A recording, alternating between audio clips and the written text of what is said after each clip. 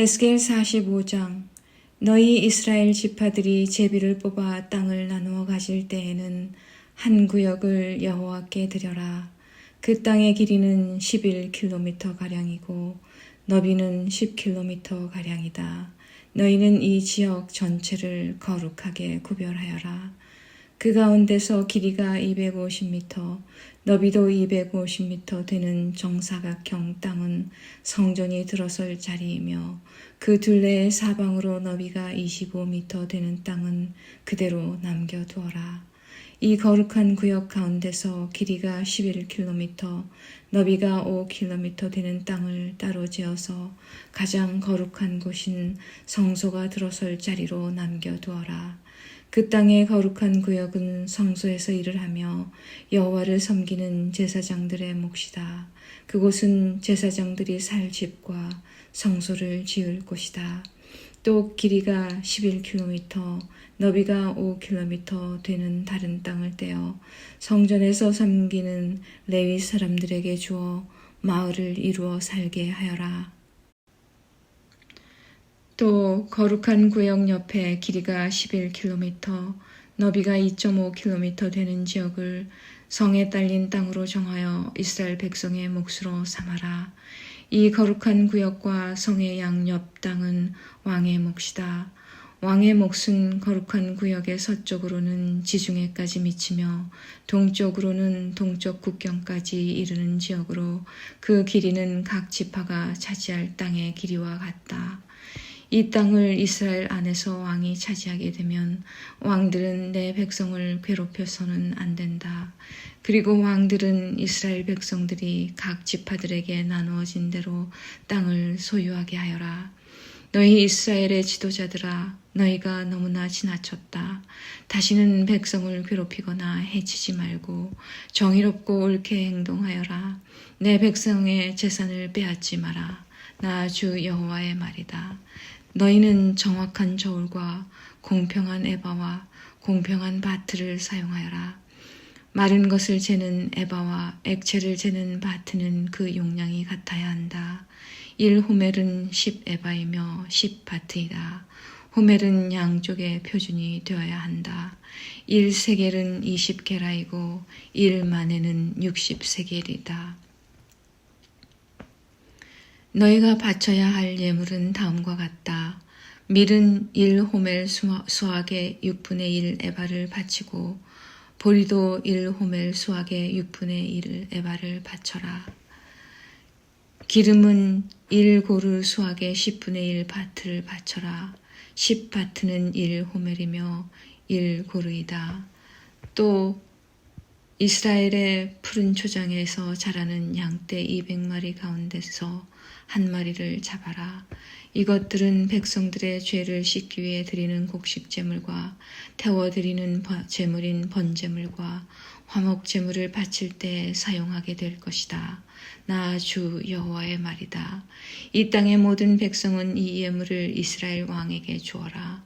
왕은 절기와 초하루 축제일과 안식일과 이스라엘의 모든 절기에 태워드리는 제물인 번제물과 곡식제물과 부어드리는 제물인 전제물을 바쳐라. 왕은 또 이스라엘의 죄를 씻기 위해 드리는 속죄제물과 곡식제물과 화목제물을 바쳐야 한다. 첫째 달 초하루에는 흠없는 숫송아지 한 마리를 잡아서 성소를 깨끗하게 하는데 사용하여라. 제사장은 속죄제물의 피를 가지고 성전 문설주와 제단 아래층의 내 모서리와 안뜰 문의 문설주에 발라라.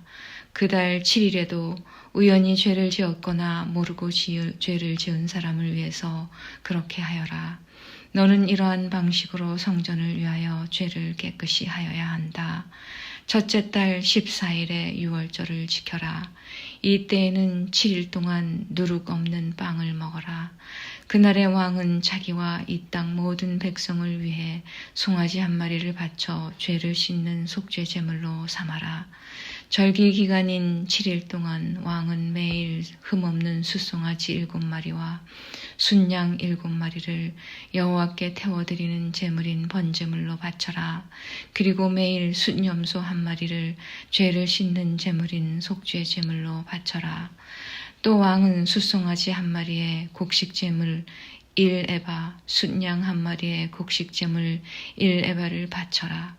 그리고 곡식 제물 1에바마다 올리브 기름 한 흰식을 바쳐라. 7째 달 15일부터는 장막절을 지켜라. 이 절기에도 왕은 똑같이 7일 동안 속죄 제물과 번제물과 곡식 제물과 올리브 기름을 바쳐야 한다. 46장 나 주 여호와가 이렇게 말한다. 동쪽을 향하고 있는 안쪽 정원의 문은 일하는 6일 동안은 닫아두었다가 안식일과 초하루 축제일에는 열어라. 왕은 바깥 통로를 지나 현관으로 들어와서 문 기둥 곁에 서고 제사장은 왕을 대신하여 태워드리는 제물인 번제물과 화목제물을 바쳐라. 왕은 그동안 문 입구에서 경배한 후에 밖으로 나갈 것이며 문은 저녁까지 닫지 마라.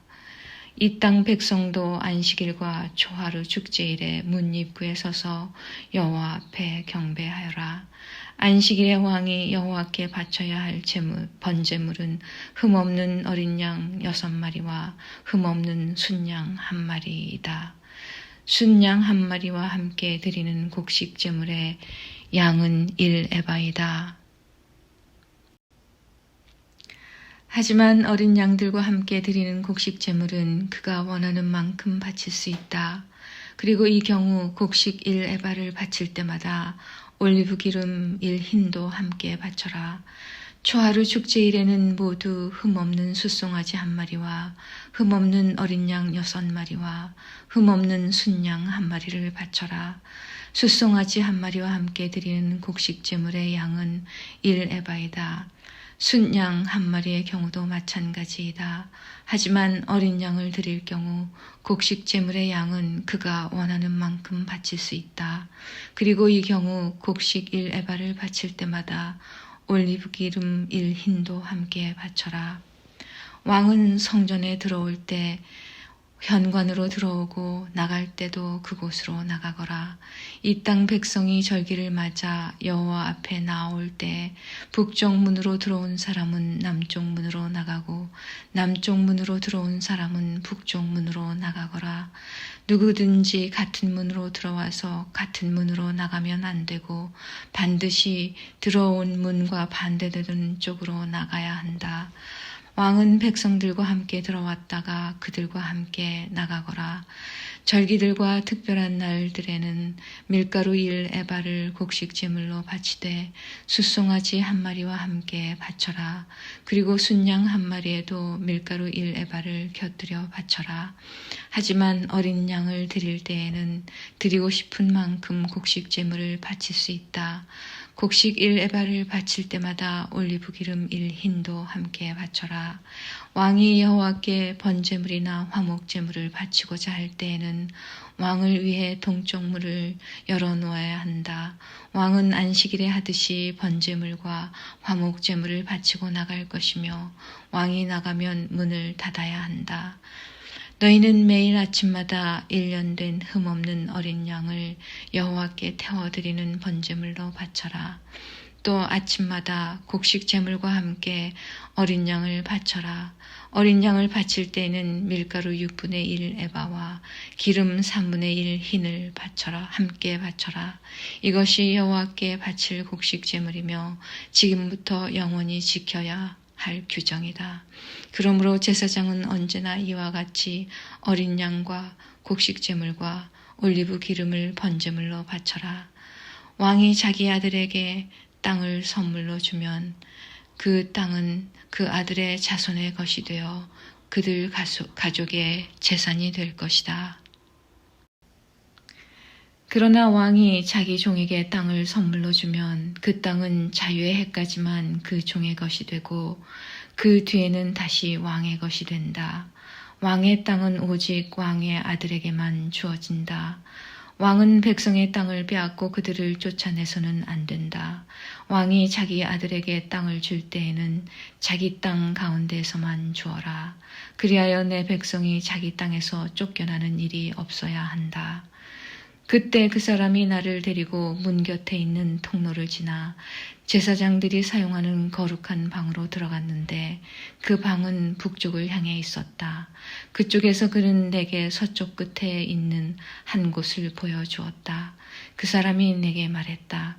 이곳은 제사장이 허물을 씻는 제물인 속건 제물과 죄를 씻는 제물인 속죄 제물을 삶고 곡식 제물을 굽는 곳이다. 이곳에서 삶으면 제사장이 그 제물들을 바깥들로 가져나갈 필요가 없어지고 따라서 백성은 다치지 않게 된다. 그런 후에 그 사람은 나를 데리고 바깥들로 나가서 뜰 넷 모퉁이를 돌았다. 뜰 모퉁이마다 작은 뜰이 있었다. 뜰 넷 모퉁이에 작은 뜰들이 있었는데 그 뜰의 길이는 20m요. 너비는 15m였다. 모퉁이에 있는 네 뜰의 크기는 모두 같았다. 작은 네 뜰을 빙 둘러 돌담이 있었고 돌담 안에는 불을 지피는 부엌이 있었다. 그 사람이 내게 말했다. 이곳은 부엌이다. 성전 제사장들이 백성의 제물을 여기에서 삶는다. 47장. 그 사람이 나를 데리고 성전 출입문으로 갔다. 내가 보니 성전 문지방 아래로부터 물이 나와 성전 동쪽을 향해 흐르다가 성전 남쪽 끝, 곧 제단 남쪽으로 흘러내리고 있었다. 그 사람이 나를 데리고 북쪽 문을 지나 동쪽 문 바깥으로 갔다. 내가 보니 그 물이 남쪽으로부터 흘러내리고 있었다. 그 사람이 손에 줄자를 가지고 동쪽으로 가서 500m쯤 잰 뒤에 나를 이끌어 발목까지 차오르는 그 물을 건너게 했다. 그 사람이 또 500m쯤 되는 거리를 잰 뒤에 나를 이끌어 물을 건너가게 했는데 물이 무릎까지 차올랐다. 다시 그가 또 500m쯤 되는 거리를 잰 뒤에 나를 이끌어 물을 건너게 했는데 이번에는 허리까지 물이 차올랐다. 다시 그가 500m쯤 되는 거리를 쟀는데 이번에는 그 물이 걸어서는 건널 수 없고 헤엄을 쳐야만 건널 수 있는 강이 되었다. 그 사람이 내게 물었다. 사람아, 이것이 보이느냐? 그런 뒤에 그 사람이 나를 데리고 강 언덕으로 다시 올라갔다. 그곳에 도착하여 보니 강 양쪽에 나무가 무척 많이 있었다. 그 사람이 내게 말했다. 이 물이 동쪽 지역으로 흘러서 아라바로 내려갔다가 사해로 흘러 들어가면 사해 물은 맑은 물이 될 것이다. 이 강이 흐르는 곳마다 온갖 생물들이 살게 될 것이다.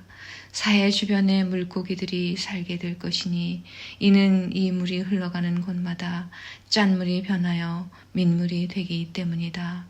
이 물이 흐르는 곳마다 생물이 번성할 것이다. 바닷가에는 어부들이 많이 모여들 것이며 엔게리부터 에네글라임까지 모두 그물 치는 곳이 될 것이다.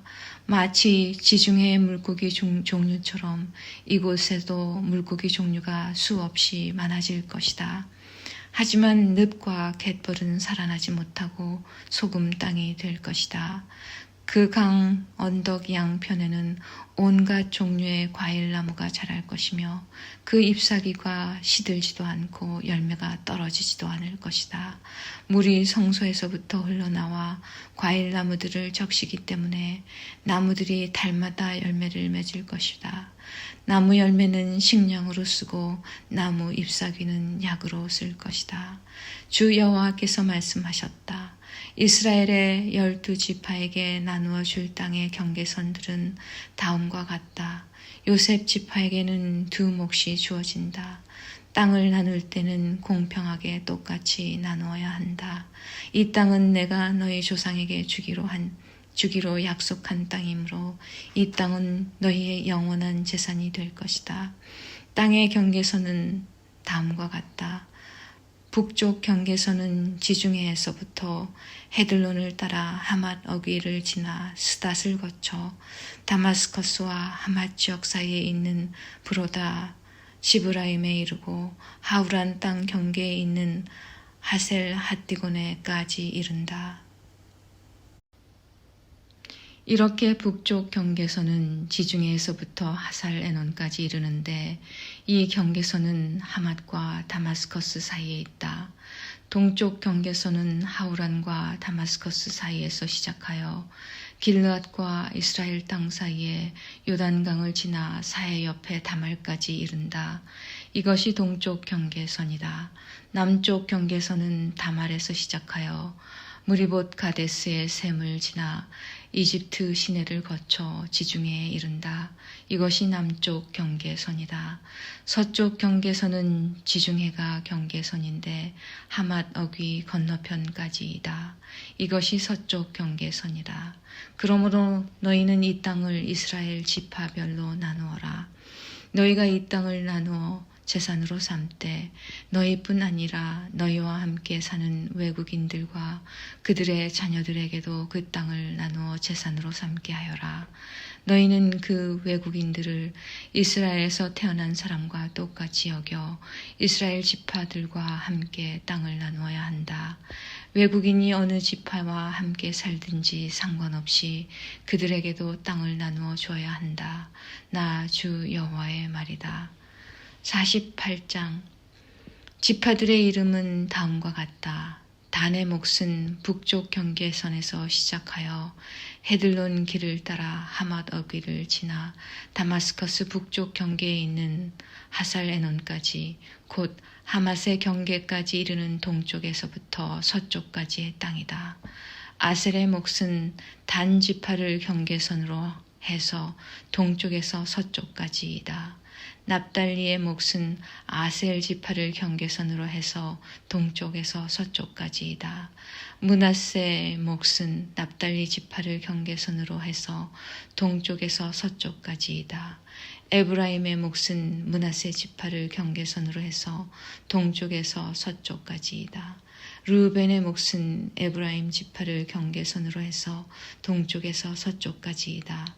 유다의 몫은 르우벤 지파를 경계선으로 해서 동쪽에서 서쪽까지이다. 너희는 유다 지파를 경계선으로 해서 동쪽에서 서쪽까지의 몫을 거룩한 지역으로 지정하여 특별한 예물로 바쳐야 한다. 그 너비는 15.5km이고 동쪽에서 서쪽까지의 길이는 다른 지파들의 몫과 똑같고 이 지역 한 가운데에는 성전을 세워야 한다. 너희가 나 여호와께 바쳐야 할 특별한 땅은 길이가 12.5km이고 너비가 5km이다. 이 땅은 제사장들을 위해 마련한 거룩한 몫이 될 것이다. 북쪽으로는 길이가 12.5km, 서쪽으로는 너비가 5km, 동쪽으로도 너비가 5km, 남쪽으로는 길이가 12.5km이다. 그리고 그 한가운데 여호와의 성전이 있어야 할 것이다. 이 땅은 거룩하게 구별된 제사장들인 사독의 자손들을 위한 몫이다.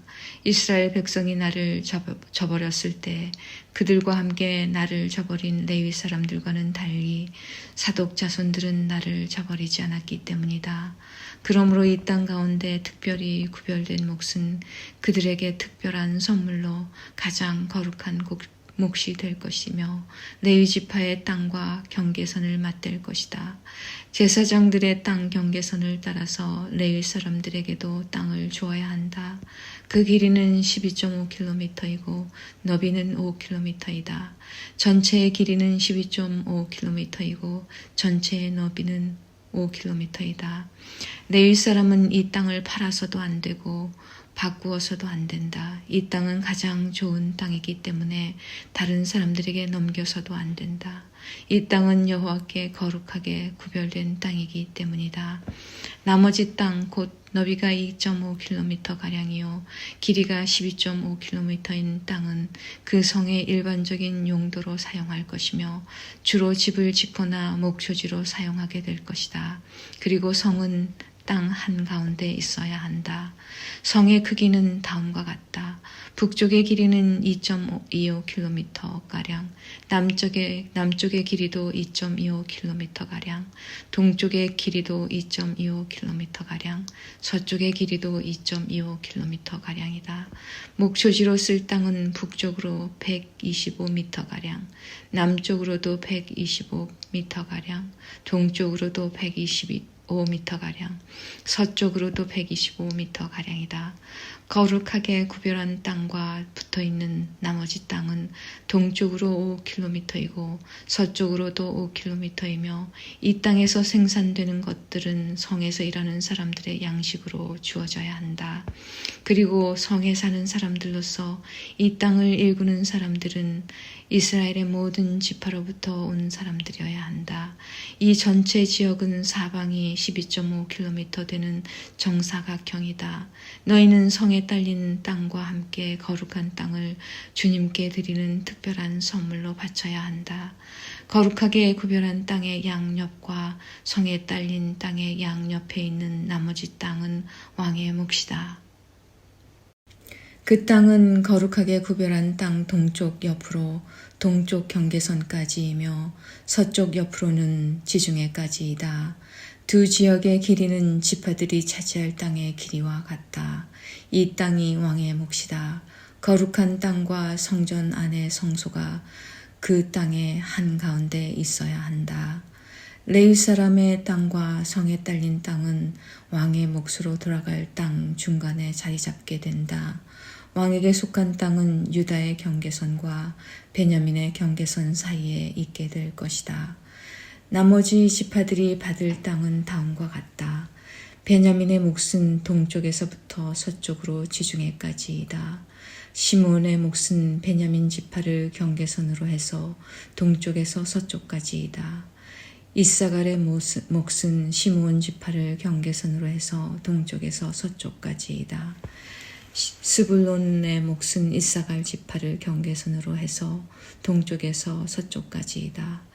갓의 몫은 스불론 지파를 경계선으로 해서 동쪽에서 서쪽까지이다. 갓의 남쪽 경계선은 동쪽으로 사해 부근의 다말에서부터 무리바 가데스 샘까지 이르고 또 거기에서부터 이집트 시내들을 따라 지중해까지이다. 이것이 너희가 제비를 뽑아 이스라엘 지파들 사이에 나누어야 할 땅이다. 이 땅들이 그 지파들의 몫이다. 나 주 여호와의 말이다. 성의 문은 다음과 같다. 북쪽 성벽의 길이는 2.5km가량이다. 북쪽의 문은 모두 3개가 있는데 그 이름은 르우벤 문, 유다 문, 레위 문이다. 성문의 이름은 이스라엘 지파의 이름에서 따온 것이다. 동쪽 성벽의 길이는 2.5km가량이다. 동쪽의 문은 모두 3개가 있는데 그 이름은 요셉 문, 베냐민 문, 단 문이다. 남쪽 성벽의 길이는 2.5km가량이다. 남쪽의 문은 모두 3개가 있는데 그 이름은 시므온 문, 이사갈 문, 스불론 문이다. 서쪽 성벽의 길이도 2.5km가량이다. 서쪽의 문도 모두 3개가 있는데 그 이름은 갓문, 아셀문, 납달리 문이다. 이렇게 성의 둘레는 9km가량이다. 그때부터 이 성의 이름은 여호와께서 거기에 계시다라는 뜻의 여호와 삼마가 될 것이다.